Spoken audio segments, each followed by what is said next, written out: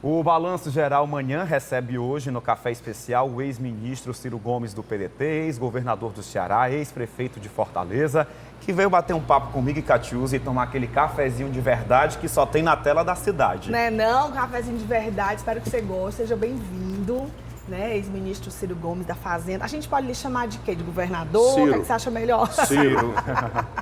Então pronto, um bate-papo aqui com o Ciro, né? É um prazer tê-lo conosco, viu? Prazer meu, Catiúcia, Miguel, Seja prazer grande, bem-vindo, um abraço para todo mundo. Fico feliz de estar aqui na casa do meu velho amigo Miguelzinho, Miguel Dias, estou falando do pai, né? E fico feliz de voltar aqui. Que bom. O senhor gosta de café? Gosto, Pode gosto. servir? Você sabe que eu era criança, a minha mãe não deixava sair de casa sem comer alguma coisa para não chegar com fome na casa alheia. Mas hoje eu vim preparado aqui, tá? Tá bonito. Tá gostando aí? E não é cenográfico, não, é de verdade. É de verdade. É de verdade. Não, mais um para dizer que o café do Balanço Geral é de verdade, né, É Catiúza? isso aí. Um cafezinho pro ministro logo, né? Para Vai abrir lá, o Miguel, apetite. O senhor arrocha quer um aí. cafezinho logo? Bora tomar um cafezinho. Isso aqui Enquanto não é o só Miguel- de enfeite não, viu, ministro? Preparar isso aqui foi pra gente Muito se bom. dar bem hoje. Enquanto o Miguel serve o senhor aí, o Vai cafezinho de verdade, dizendo. vamos aproveitar esse dia ensolarado, todo mundo sorrindo, alegre, feliz. Eu posso fazer um complete a frase com o senhor? Pode, claro. Vamos lá. Quem é rico mora na praia. Quem é rico mora na praia. Quem é rico mora na praia. Mas quem trabalha não joga pedra no ar.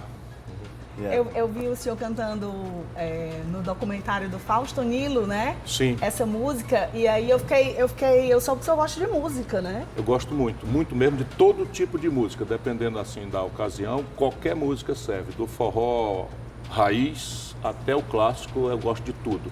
Mas a minha predileção são os cearenses. Ainda ontem eu me emocionei muito, porque fui lá na reinauguração da Ponte dos Ingleses. O senhor que construiu, inclusive, a ponte? Eu que fiz lá no passado e aquilo não foi só uma construção, foi uma pesquisa dos diversos usos, inclusive brinquei ontem porque nos diversos usos que a gente pesquisou, tinha lá observador de golfinho, tinha os idosos, tinha namorados, tinha não sei o que, e tinha a turma do baseado. E aí vi aquela coisa careta, como é que fazia isso? Não, é para fazer a ponte do jeito que as pessoas usam, não é papel do prefeito ser moralista, nem tá dando uma coisa. Claro que não estou ensinando ninguém a fazer isso ou aquilo, mas aquilo é um umbigo da cidade cosmopolita que se transformou em Fortaleza. E aí eu estava contando, porque quando eu fui chegando, eu disse, ei cara, eu olhei para trás, era o Ednardo. Aí, rapaz, eu me emocionei na mesma hora, porque ele tem músicas deslumbrantes feitas dali. Chegando lá. Chegando na ponte, ele estava lá, cara. Sim. Aí eu cheguei e cantei uma música que deve ser o maior hino à Fortaleza que ninguém conhece, chama Longarinas. Faz muito tempo que eu não vejo o verde daquele mar quebrado, e vai por aí. Aí me emocionei. Aí As foi. longarinas da Ponte Velha, que ainda não caiu. Olha isso, rapaz. Pois é. Eu sou, porque o senhor gosta de cantar, isso é muito bom. Pouco e ruim, mas gosto.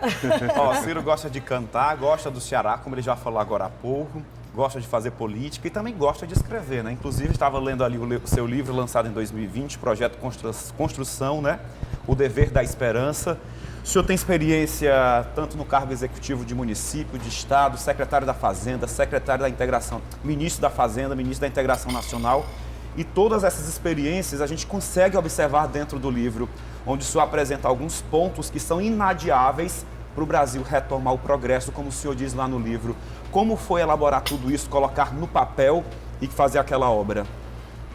Eu sou uma pessoa muito oral, né? Muito oral, assim, há quem diga que eu falo demais, enfim, mas é a minha forma de lutar. A minha ferramenta de luta nunca foi o dinheiro, nunca foi a arma, sempre foi a minha palavra.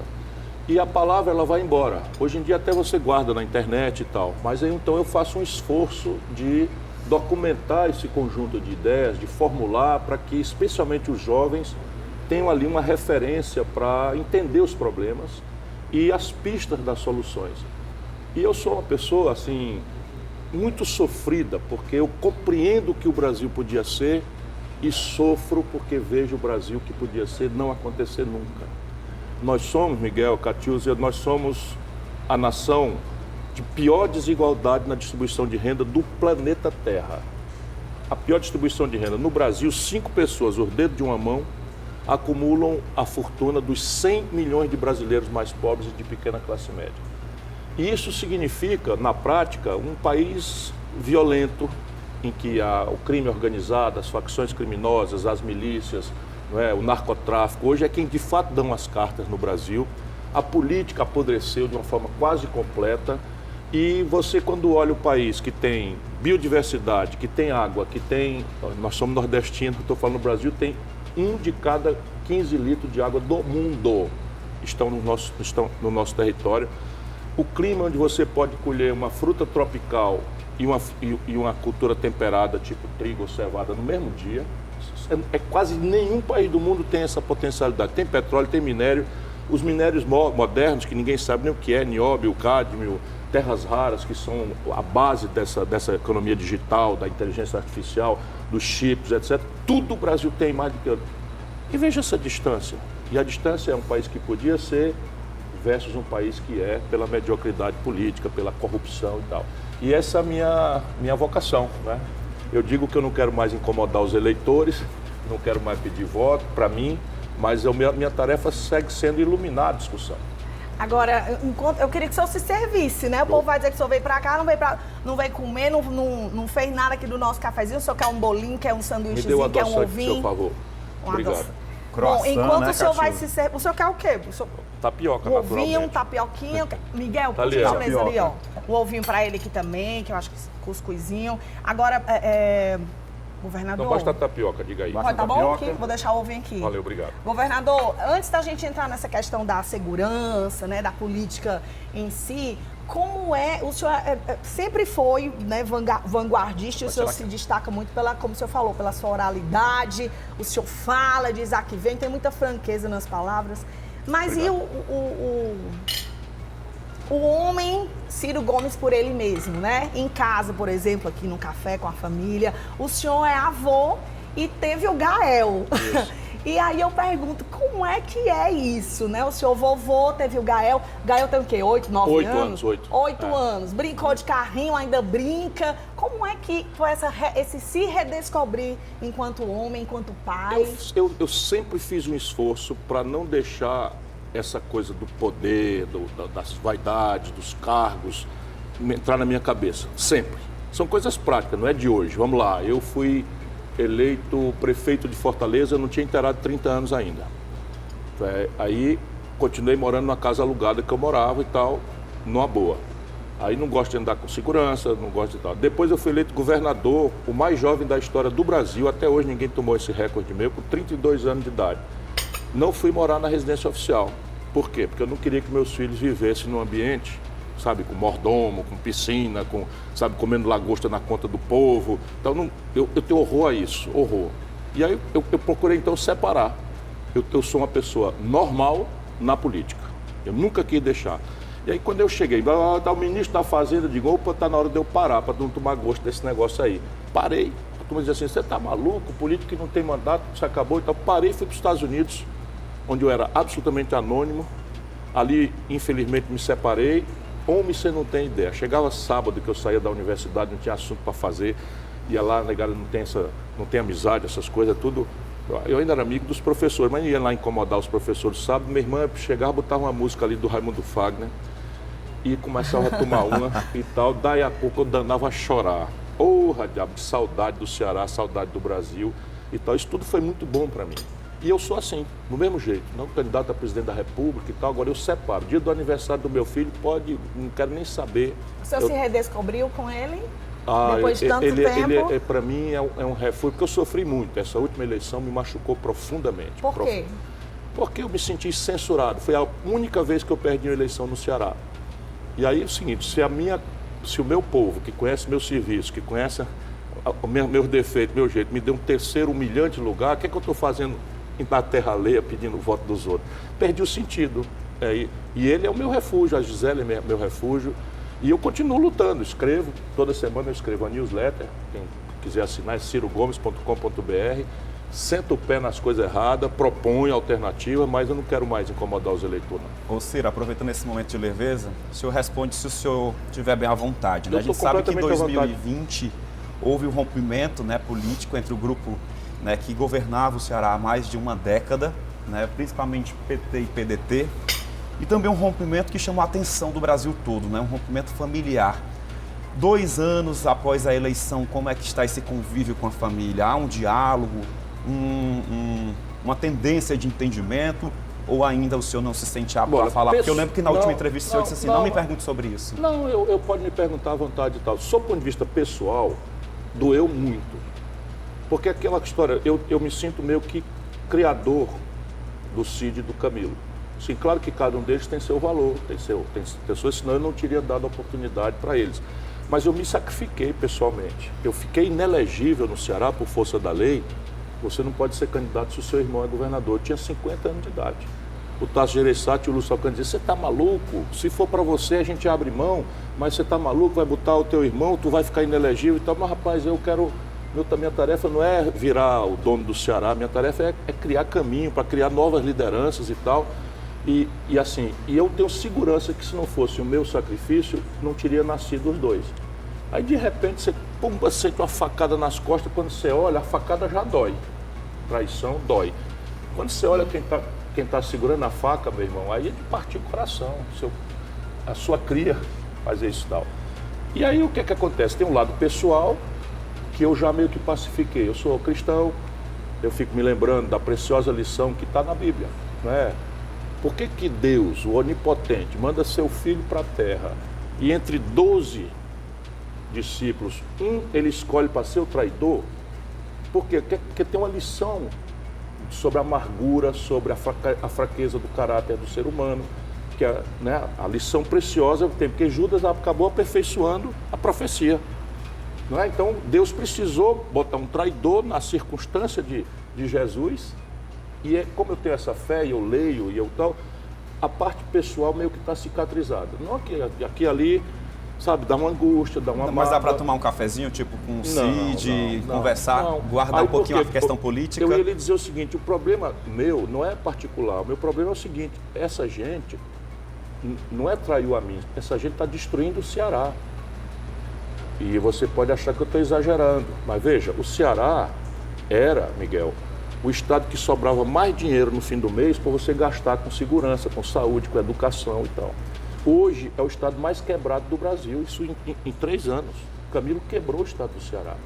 E aquele jeitinho de sonso, e o jeitinho de sei o quê e tal, faz tudo com a mão do gato e tal, me vendeu, sabe, em vez de ser por 7 dinheiros como o Judas, me vendeu por um cargo de ministro.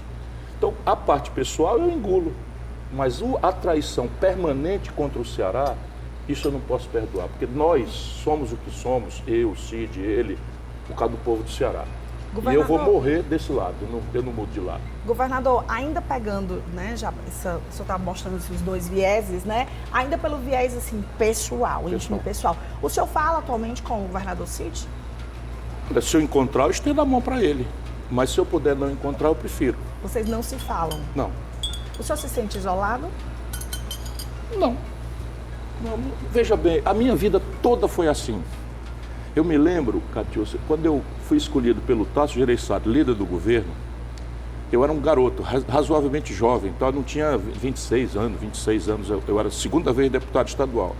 Eu entrava na Assembleia todo dia debaixo de vaia.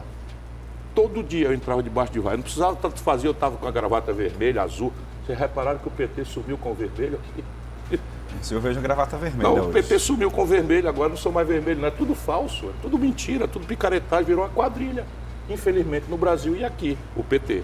Então, voltamos a esse assunto. Sim. Então, quando eu entrava na Assembleia, era vaia todo dia, e a turma jogava dinheiro e não sei o que e tal. Por quê? Porque o Tasso estava fazendo aquilo que nós tínhamos prometido fazer, que era a mudança. A mudança seria, que significava cobrar imposto dos ricos, que significava acabar com gente ganhando sem trabalhar, uma série de coisas que feria interesse. E eu sabia que aquela vaia não era para mim. A vaia era para um projeto que eu tinha segurança de que era o que nós tínhamos que fazer. Então eu estou assim hoje. Às vezes dá uma sensação. Você está isolado e tal. Não, eu estou na mesma linha. Nosso comitê, por exemplo, é lá no mesmo lugar que era. A nossa cor é o amarelo de campanha. O Sarto é meu amigo há 40 anos. Eu era prefeito, o Sarto, o primeiro mandato dele de vereador foi comigo. O Roberto Cláudio nós criamos porque tem um talento extraordinário. Vimos nele um quadro. Foi o maior prefeito da história de Fortaleza. Quem é que mudou? Quem é que está do outro lado? Quantos escândalos de corrupção você já me viu me acusarem? A única vez que eu sofri um constrangimento foi por causa do Cid. Então, a Polícia Federal foi lá em casa, felizmente a Justiça mandou arquivar tudo, não sei o que e tal, porque realmente não tinha nada a ver com isso, por conta do castelão que o Cid construiu para a Copa do Mundo. E eu nem sequer tinha nada a ver com isso, andava no mundo, candidato a presidente. A única vez que eu passei um constrangimento, nunca na vida me envolvi em escândalo. Quem é que se envolve em escândalo? Pegando aí esse gancho, vou pedir até licença aqui ao Miguel, porque eu fiz essa pergunta para o governador Elmano quando ele esteve aqui no nosso café e eu não poderia deixar de fazer para o senhor. Eu perguntei para ele, dentro dessa lógica da eleição, né, da política, se haveria alguma possibilidade de diálogo diante desse racha entre o PT e o PDT no estado do Ceará, se haveria alguma possibilidade de diálogo, né? E aí eu transporto agora essa pergunta para o senhor. A eleição ainda está muito complexa, ainda está um bolo ainda, isso, né? E depois eu queria também lhe perguntar sobre isso, mas é depois. Tá certo. Mas diante desse imbróglio ainda em que se configura a eleição municipal aqui em Fortaleza, né? Existiria com o caminhar alguma espécie, alguma possibilidade de diálogo com o PT, de Elmano, de Camilo, de Lula? Olha, quando você pergunta sobre diálogo, a resposta tem que ser sim. Porque a natureza da nossa vocação, a política, é o diálogo. Percebe? Agora, é um diálogo de surdo. Porque o Elmano, o nosso governador, eu diria que é um amigo antigo. Sabe, o Elmano tirou o 4º lugar na candidatura dele a prefeito de Caucaia com o meu apoio do Lula. Um aninho antes dele ser escolhido pelo Camilo para ser o poste nessa escolha aqui.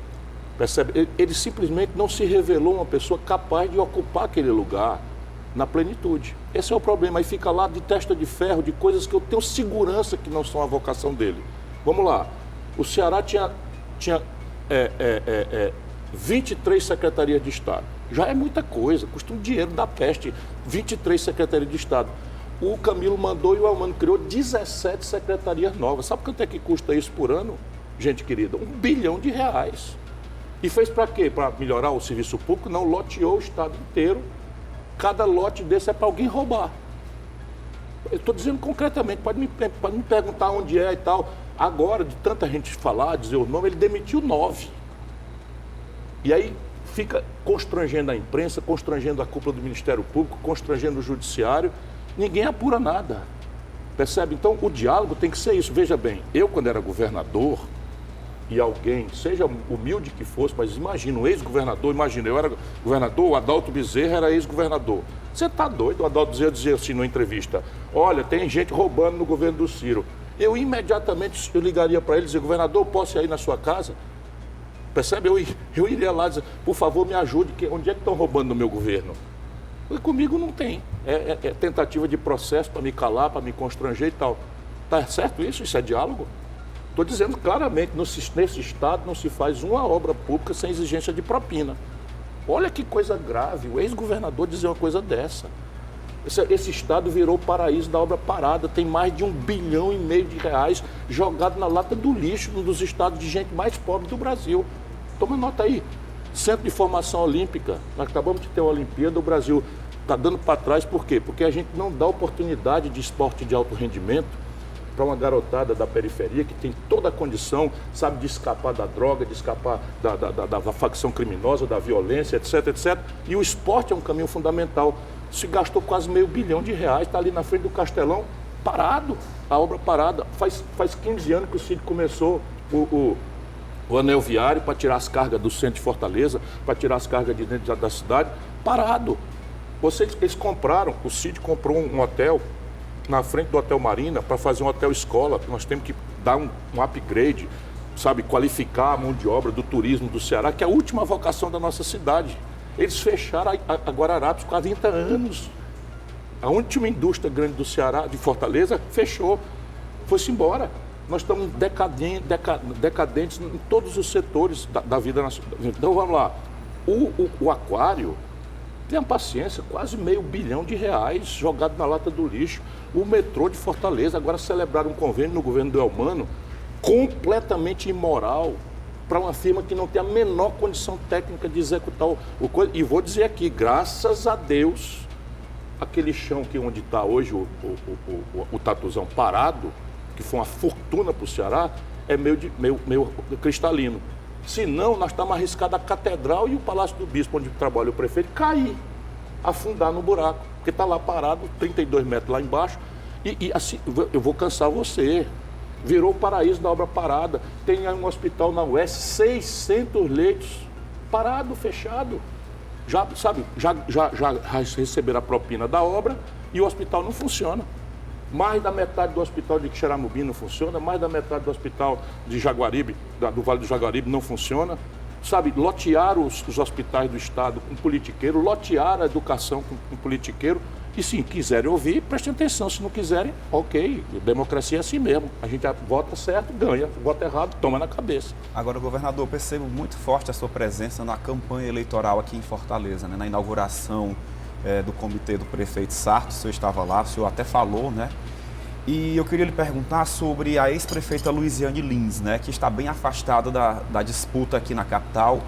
O senhor já teve um laço de amizade com a ex-prefeita Luiziane, teve um rompimento na segunda campanha dela, vocês trocavam algumas palavras acaloradas, né? Principalmente no Twitter. E hoje, como que é o diálogo com a ex-prefeita Luiziane, a deputada federal? Eu tenho mais do que respeito e afeto pela Luiziane. A minha discrepância com ela é na política, nunca pessoalizei nada, enfim. A Luiziane tinha um itinerário, não é, em que ela tinha um plano de ser governadora do Estado. E eu tinha um itinerário que defendia outro tipo de projeto. Mas isso é política, nada pessoal. Enfim, ela pessoalizou em certo momento, mas eu me mantenho. Deixa eu te dizer uma coisa, que são das curiosidades, eu tô com o coração aberto aqui. Vocês conseguiram isso, esse cafezinho aqui? Ô, cafezinho é bondade do orador. Então, repare, vamos botar mais um pouquinho. A jovem Luiziane, estudante de jornalismo da Universidade Federal do Ceará, a tese dela, o trabalho, a monografia dela no fim do ano era sobre Ciro Gomes. Vê se pode, é uma relação que já vem de muito longa data. E ela bem garota ainda, movimento jovem, estudantil, brilhante, movimento estudantil, mas eu já governador. E ela pediu para me visitar porque queria fazer uma entrevista comigo para consolidar a tese dela. Então é uma relação pessoal minha de respeito e de afeto, né? É evidente que eu discordo completamente das concepções dela, do olhar dela. Não acho que tenha sido uma prefeita que tenha sido propriamente, vamos dizer, fecunda para a cidade, mas ela tem a legitimidade dela. E quero dizer uma coisa, falando em isolamento. A Luiziane ganhou a prefeitura contra tudo e contra todos, inclusive o Lula. Eu era ministro e o Lula me pediu para que a gente apoiasse o Inácio Arruda aqui contra a Luiziane. E todos nós, inclusive a burocracia do PT e tal, todo mundo apoiou o Inácio. E ela foi lá e ganhou. Ela tem seu valor. Vamos afunilar um pouco agora mais? Não, agora o Camilo passou por cima dela, contratou com tudo. Vamos afunilar um pouco mais? Vamos. Aí é que mora o perigo. Rumo à eleição municipal aqui em Fortaleza, né? No país inteiro, eu não gosto dessa palavra, polarização, eu tenho um abuso dessa palavra, mas... E é um desastre. É um desastre. Assim, a tendência no país inteiro é a polarização. Aqui em Fortaleza nós temos a esquerda, nós temos 2 candidatos ligados àquela linha bolsonarista e nós temos o prefeito Sarto se apresentando como uma terceira via. E agora, diante da última pesquisa, nós percebemos o capitão Wagner já ali, né, liderando a pesquisa, enfim. E aí eu lhe pergunto, o cenário é um cenário muito complexo, né? Querendo ou não, é como eu falei, ainda é um imbróglio aqui na capital. E aí eu lhe pergunto, qual a sua visão a respeito disso? Mesmo o senhor apoiando o prefeito Sarto, qual é a sua visão dessa complexidade? O senhor tem apostas? O senhor tem aposta de segundo turno? Enfim. Eu acho que o segundo turno provável é o Sarto contra o capitão Wagner. Hoje. E assim, não é palpite, é uma leitura, né, de uma fotografia, sendo que a vida é filme. Mas repare, você corretamente está colocando, porque a grande mídia de São Paulo acaba pautando o que se chama mídia nacional. Então, ali, o grande embate é Lula-Bolsonaro, já está sendo superado. Sim. Se você perceber, o fenômeno da estação é o Bolsonaro esculhambando o Pablo Marçal, que por sua vez se diz bolsonarista raiz e não o cara que o Bolsonaro apoia. Por quê? Porque existe uma direita tarada no Brasil que adotou o Bolsonaro, mas que já está cansada das contradições e da mentira que o Bolsonaro representa. Então o Bolsonaro explora esse mundo conservador, evangélico, cristão, que são pessoas muito honestas, muito corretas e tem uma moral ditada pelas suas convicções cristãs muito sólida. E o Bolsonaro é mentira.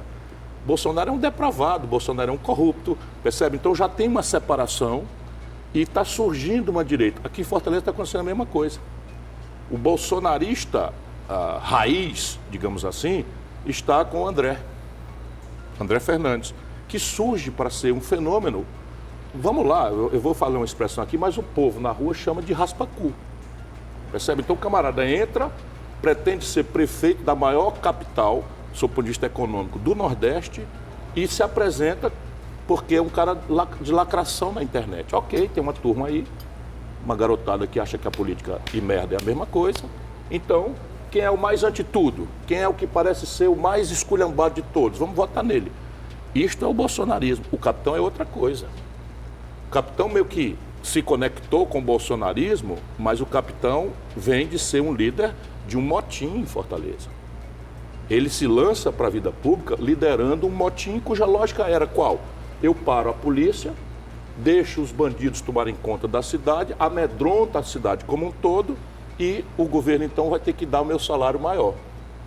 Se lança para a política. O governo errou gravemente e conciliou com isso e deixou, nunca mais o Ceará tomou prumo da polícia. De lá para cá acabou-se, mas está aqui o portfólio. Então repare, você tem essas duas coisas. Agora vamos ver o que é que o PT faz. O PT tira um cara do PDT ontem, que é o Evandro Leitão, traz, porque é um capacho do Camilo Santana, mas vamos ver qual é o atributo do cara. Bom, ele teve algumas oportunidades. Primeiro, ele teve o controle por si e pelo seu grupo do Ceará Sporting Clube. Vender o jogador bom e receberam por fora, comprar o jogador ruim e receberam por fora, tiraram o Ceará da primeira divisão. Isso aqui é a experiência que ele tem. Agora a Assembleia Legislativa teve um incêndio estranhíssimo. Qual é a urgência de você consertar o auditório, o plenário da Assembleia? Está indo a 10 auditórios, não está nem funcionando a Assembleia, então contratou uma firma sem licitação, 23 milhões de reais. 23 milhões de reais sem licitação de uma empresa que está construindo o Tribunal de Justiça, que pegou fogo também, contratado não pelo Tribunal de Justiça, mas pelo Camilo, que é a mesma que está lá no Crato, na Expocrato. A propósito, o Camilo mandou 11 milhões de reais do governo do Ceará para a Associação de Defesa dos Homossexuais do Crato promover a Expocrato. 11 milhões de reais. Então, assim, ninguém diz nada. E eu me sinto meio que obrigado, porque meu ouvido, depois que a gente rompeu, virou ouvido de pinica. Agora mesmo, quando vocês anunciaram que eu vinha para cá, se juntou um bocado de gente da agricultura familiar, com quem eu trabalho a vida inteira, pedindo, pelo amor de Deus, para eu denunciar que o Elmano simplesmente está acabando com o contrato com as cooperativas e com a agricultura familiar, que era da lei que nós fizemos. Veja bem, cada escola no Ceará tinha direito, a partir do CID, de contratar via própria diretora da escola, da comunidade local, da agricultura familiar local, a comida. E as merendeiras fazem a comida nas escolas de tempo integral, que são 5 refeições, etc. Eles estão acabando com isso para contratar 2 firmas comerciais que, por sua vez, já estão fazendo distribuição de comida pela Assembleia Legislativa. Virou uma esculhambação. Então, repare, o Sarto, nós estamos propondo um debate que não entre nessas desorientações. O prefeito toma conta da cidade, o prefeito toma conta da saúde pública, o prefeito toma conta da questão do transporte, o prefeito toma conta da questão das escolas, o prefeito faz a zeladoria da cidade, o lixo, os buracos. O prefeito é responsável por coisa muito séria e muito imediata para a gente ficar, o Bolsonaro, o Lula, eles não moram aqui não. Pegando esse seu raciocínio... Mas deixa eu só concluir, nós estamos propondo para as pessoas o seguinte, vamos discutir o que quiser. O que quiser. A nossa proposta é a seguinte: nós acreditamos que o Sarto lidera um processo de mudança e que essa mudança tem que avançar na direção que nós planejamos junto com a população. E aí temos números para propor. Por exemplo, saúde. Os 8 anos do PT lá atrás construíram um posto de saúde. nós, com o Roberto Cláudio e o Sarto, que é o mesmo projeto, 46 postos de saúde. Certo? Fortaleza era o penúltimo lugar em qualidade da educação. Isso mata o filho do trabalhador que não pode pagar a escola particular. O menininho, a matrícula de Fortaleza encolhendo. Não tinha uma matrícula em tempo integral. Pois bem, hoje, Fortaleza é a melhor educação pública das capitais brasileiras. A mobilidade urbana, o Roberto Cláudio criou o bilhete único, o Sarto criou o passe livre estudantil. Isso significa, sabe o quê? 200, 300 reais numa família de 3 meninos, que a pessoa não gasta mais com transporte para o menino ir para a escola e pode comprar um pouquinho mais de comida. Esse é o projeto que nós estamos defendendo. E eles estão defendendo o quê? Ah, eu sou Lula, tu é Lula, o Ceará 3 vezes mais forte, a gente tomando na tarrasqueta. É isso aí. Pegando esse gancho, Miguel, só para não perder o raciocínio, num cenário, uma hipótese, hipoteticamente falando, já que a gente está nessa configuração aí da eleição, numa hipótese entre PT e Capitão, o senhor subiria no palanque de Capitão Wagner? Vale morrer? Veja, nós temos responsabilidade de não deixar isso acontecer, mas hoje o mal maior no Ceará, sem nenhuma dúvida, é a gente dizer amém a esse projeto que o PT representa. Então o senhor subiria? Não vou dizer isso porque eu não quero nem imaginar. Sabe por quê? O capitão não tem vivência, o capitão, veja bem, ele tem um recall, ele tem uma nomeada, ele amadureceu, eu não tenho a menor dúvida disso, tá certo? Mas a origem dele é essa origem, não é? De um camarada submeter uma cidade como a nossa. O que é um motim de polícia? É tirar a polícia da rua e deixar a bandidagem ocupar e espalhar o terror. Isto, para mim, é indesculpável. Indesculpável. Você não pode fazer isso com o maior direito que você possa querer ter. Sabe, é muito justo que o policial reclame o melhor salário. Caramba, eu fui governador do Ceará, sabe? Eu era muito querido pela polícia porque eu prestigiei para valer. Foi a única vez no estado do Ceará que a Secretaria de Segurança foi um policial civil do Ceará. No meu governo inteiro, foi a única vez, ninguém nem antes nem depois. É só trazendo gente de fora da Polícia Federal para passar uma chuva aqui e ir embora. Pois bem, olha a segurança, como é que vai as coisas no Ceará. Pelo amor de Deus, não é possível que a gente diga amém. Se você votar no candidato do PT, você está dizendo que está tudo bem. Agora, governador, vamos aproveitar porque eu acho que o Ciro está meio acanhado para comer. Não tô aqui, não, viu? bora. Eu tô falando demais. Eu vou tomar um suquinho aqui de Vamos melancia. tomar um suquinho ali, ó. Não tem de ali, canapum, tudo feito com muito carinho para lhe receber hoje, viu, governador? Agora, Sabe o que é canapum, não? Não. É muito engraçado. pois Sobral explica tinha... pra gente aí. Sobralzinho, Sobral lá na tinha região norte, canapum na teve beira do Rio acompanhando a gente Acaraú também, viu? e tal. Aí sumiu, acabou. Mata ciliar, praticamente destruíram tudo e tal. Quando de repente eu vejo agora uma tal de Fisales. Chega importado e tal, é o pau canapum. Você acredita? E a gente tem aqui, Tem aqui. na região norte. Não, canapum não. Tinha. Extinguiram. Hoje Agora não. estamos comprando de fora e chama Fisales. Mudaram Vê o nome, se pode, né? Vou aproveitar que a gente está falando aqui sobre a questão das eleições. A pauta da segurança, queira ou não, ela acaba entrando dentro do rumo de uma eleição municipal, mesmo a gente sabendo que a pauta da segurança pública é uma atribuição do governo do estado e do governo federal. Mas também pode passar pelo município, né? Algumas propostas estão sendo apresentadas, né? A questão de armar a guarda municipal devido ao treinamento, né? Um preparo específico para esses agentes terem o porte de arma. O senhor acredita que é possível essa parceria dar certo no combate às organizações criminosas, na ocupação da praça, do médico no posto de saúde, funcionando tudo assim, afastando principalmente a nossa juventude de ser ali cooptada pela criminalidade? Nós temos que fazer o que estiver ao nosso alcance. Cidadão, ou prefeito, ou governador, ou presidente da República tem que fazer o que estiver ao nosso alcance. Então, a resposta é sim, tem o que fazer. Porém, vamos ter clareza, a prefeitura não tem promotor para fazer acusação, a prefeitura não pode fazer inquérito policial, a prefeitura não tem prisão, a prefeitura não tem juiz. Por quê? Porque isto é obrigação constitucional do governo do Estado e da União Federal. Estão juntos. O Lula veio aqui, não é? Sancionou a candidatura do Elmano e eu estou pedindo. Veja, tem muita gente que gosta do Lula, eu ajudei o Lula a vida inteira. Então nada para falar, eu estou reclamando uma providência que seja, porque eu estou andando na periferia, como há muito tempo eu não tinha oportunidade, é chocante como as populações estão com medo, estão apavoradas. Meu irmão, aí você diz, política de juventude. Fortaleza tem a maior política de juventude do Brasil. Então a Luiziane fez um Cuca, foi ela que fez um, o Sarto fez 3, mais o Roberto. Então já são 5, tem um quase pronto também. Isso é uma política de juventude na veia. Aí você faz o Cuca, a facção criminosa não deixa o menino do outro lado da rua entrar no Cuca.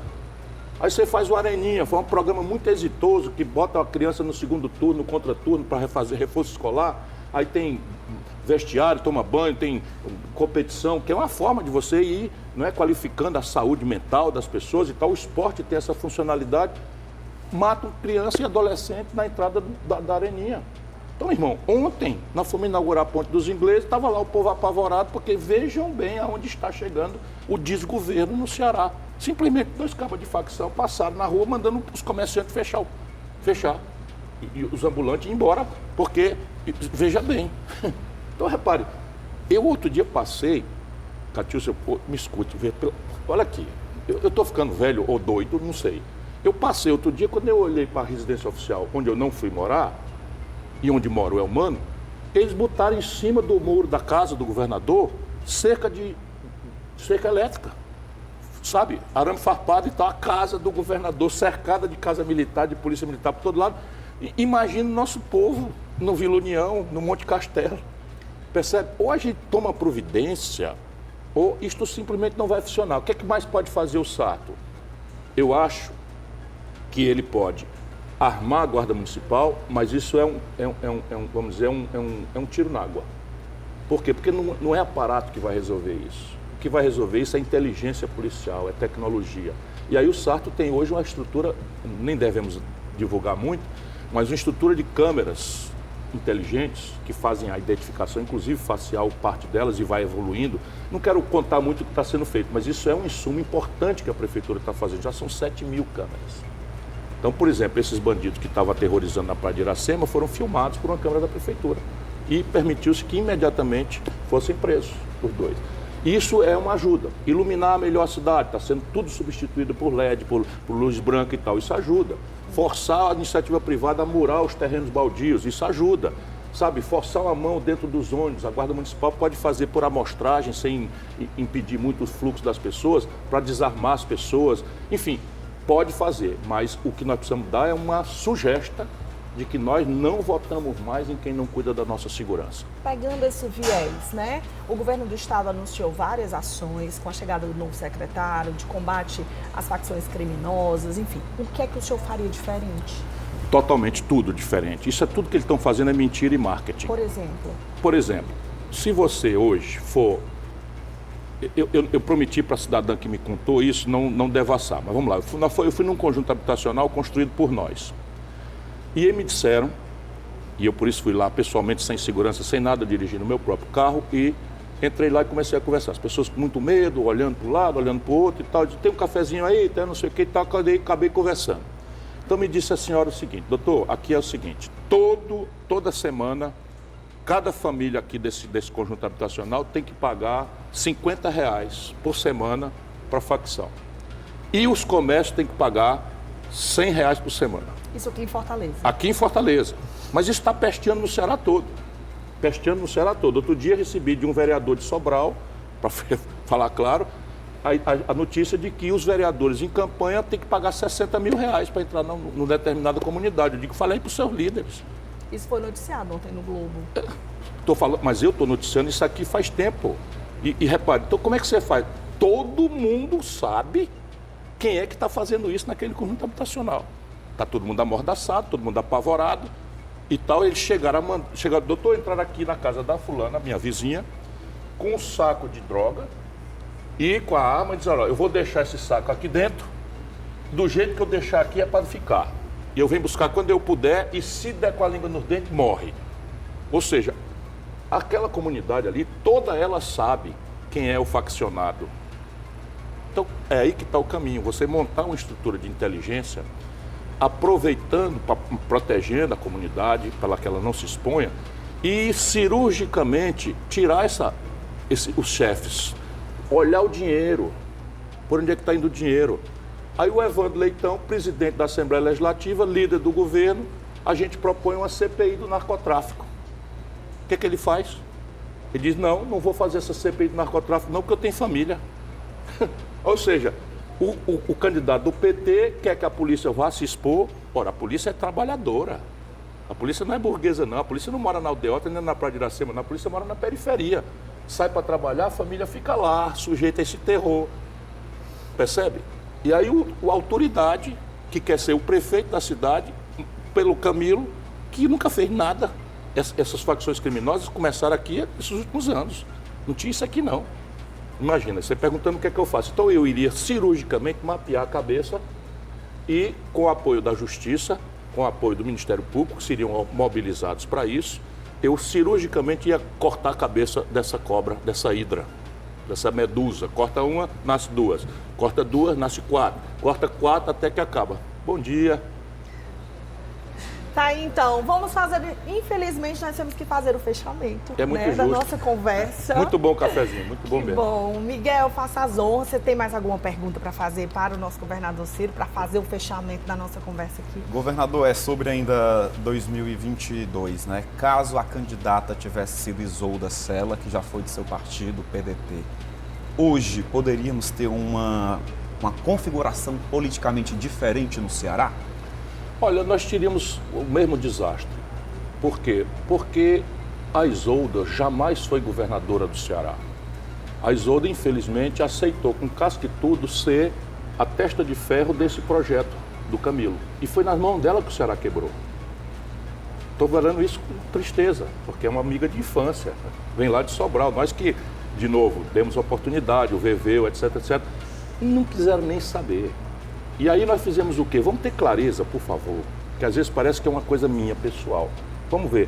Nós passamos um ano com 4 pré-candidatos fazendo debate sobre o estado do Ceará no interior e nos bairros de Fortaleza. Dentro do PDT. Dentro do PDT, porque a palavra e o compromisso era que o candidato desta feita seria o do PDT. E o Camilo, que é o traidor, que é o Judas, quebrou a palavra e quis de fora para dentro impor o candidato. E essa aí é a coisa que eu não desculpo no Cid. O Cid sabe, o Cid esteve nos encontros e fluiu da base porque era natural. Quem era o mais preparado, quem era o mais treinado, quem é que já tinha evidenciado que tinha uma grande dote de administração para bem servir ao Ceará. Tinha sido o maior prefeito da história de Fortaleza, o Roberto Cláudio. Tinha sido presidente da Assembleia, líder de líderes. Passou pela sua administração sem um escândalo de corrupção. Mexeram com o negócio de respirador, ele foi lá, mostrou que tinha obrigado os caras a devolver o dinheiro da Prefeitura de Fortaleza, nunca foi responder por nada errado, uma grande administração. E aí é o seguinte, na hora que a base é mobilizada durante um ano inteiro, ou a gente esquece as coisas. Isso foi a verdade. Vem um Camilo de fora para dentro, poderoso, vendeu o meu pescoço para o Lula em troca de um cargo e resolve impor uma pessoa que aceitou. Por exemplo, eu disse para ela, Isolda, não se eu estava fora. Quando eu entro aqui, de volta para o Ceará, meu ouvido vira pinico. É uma coisa absurda. Ah, mas não sabia. Claro, uma parte eu sabia. Por exemplo, o Camilo loteou os presídios do Ceará com as facções criminosas, na crença de que isso ia acabar a mortandade deles, entre eles mesmo, dentro dos presídios. Mas isso está errado. Como é que eu faço um censo das facções e entrego o presídio para a facção? Ou seja, acabou a mortandade de bandido contra bandido nos presídios, o terror está lá fora, comandado de dentro das cadeias do Ceará. Esse é o problema. Tem um tenente da Casa Militar, isso não sai na imprensa. Um tenente da Casa Militar que vem a ser a escolta de elite do governador, preso pela Polícia Federal como chefe da logística e da segurança do PCC Nacional. Era da Casa Militar cedido pro cerimonial do Camilo Santana. No mínimo, esse cara é um descuidado. No mínimo, mas aí devia ser investigado como é que pode alguém do PCC ir para a escolta pessoal do governador e para o cerimonial do estado do Ceará. É este o universo onde nós estamos sendo levados na enganação, porque a gente gosta do Lula, a gente gosta do Bolsonaro, então eu sou Lula, vou votar na porcaria que o Lula me indicar. Vamos tomar tenência e pedir a Deus que ilumine essa grande cidade. Governador, estamos chegando aqui na nossa reta final. Desde já, muito vocês obrigada. queriam, eu falei. Deixa eu lhe perguntar uma coisa. Deixa eu dar bom dia para a Gaída aqui, dar um abraço. Me lembrei de seu pai aqui, na hora que cheguei. Gaída Dias, nossa diretora aqui do Grupo Que tá aqui com a gente. Minha querida. Posso propor? Pode, claro. O senhor vai aceitar o desafio? Na hora. É o seguinte, o senhor pode se despedir dessa entrevista, conversa do nosso café especial de duas formas. Eu soube que o senhor foi comentarista esportivo de Sim. futebol quando jovem. O senhor pode, de repente, narrar a vitória do Fortaleza ontem contra o Corinthians, que eu sei que o senhor é leão. Ou então o senhor pode se despedir cantando uma música do Fagner pra gente, que eu sei que o senhor também gosta de cantar. O Fagner é um grande torcedor do Fortaleza Sim. e do Fluminense. Cantou o hino do Fortaleza lá na sede do Fluminense no Rio de Janeiro e todo mundo ouviu o pianinho, porque o Fluminense hoje está lá chegando na zona de Dá rebaixamento nem e o pra ver, Lion viu, Ciro? e o Lion está, I'm sorry, periferia, o Lion está lá em primeiro lugar. Mas veja, O senhor faz L de Lion? eu faço o L de Lion na boa. O L de Lion eu faço na boa. Então repare, narrar é uma arte impossível. Só grandes narradores faziam. Eu era comentarista. E era um comentarista faccioso. Eu comentava o jogo do ângulo do Guarani de Sobral, que deixaram ser praticamente extinto e tal. Lá no Junco? No Junco. Agora o Guarani, quer dizer, o Fortaleza, quer dizer, o Fagner, é um irmão querido que eu tenho hoje. E ele está ativíssimo e tal. E talvez eu possa fazer aquilo que foi ele, o encontro com o Belchior, que foi gravado até pelo Roberto Carlos. As velas do Mucuripe vão sair para pescar, vou levar as minhas mágoas para as águas fundas do mar, hoje à noite namorar, sem ter medo da tristeza, sem vontade de casar. Ao respeito aí, rapaziada, vamos namorar para casar. E olha como... bom, viu? Olha Aquela como estrela canta. dela, vida, vento. Dá Isso aqui pra é uma ir pro figura Canta de Comigo linguagem. na Record, Você vê viu? o vento, ó. Vida, vento, vela, leva-me. É o vento. É poesia pura. Poesia sim. pura. Essa até o rei gravou. Maravilha, que bom, então. E a composição é Raimundo Fagner e Belchior. Encerrar nossa conversa com o senhor aqui de uma forma leve, tranquila, e o senhor cantando Fagner pra gente, pra que é melhor, né, Miguel? Muito tem obrigado a outra vocês. coisa. Adorei. A Obrigado. gente que agradece. Até a próxima, outra oportunidade. Muito prazer.